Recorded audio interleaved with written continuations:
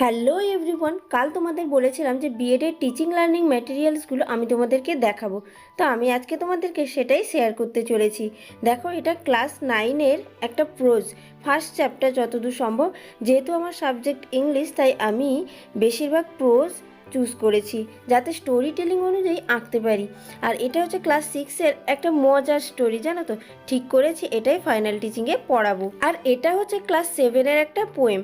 টিএলএমগুলো কেমন হয়েছে কমেন্ট করে অবশ্যই জানিও। কিন্তু এটা ক্লাস 9-এর, এতে আমি একটু এঁকেছি আর পাখিগুলো স্টুডেন্টদের দেখাবো বলে প্রিন্ট বের করে চিটিয়ে নিয়েছি।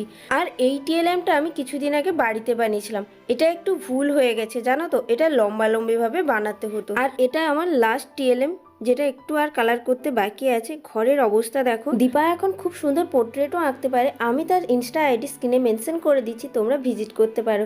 তো দেখা হচ্ছে নেক্সট ব্লগে। Do subscribe my channel.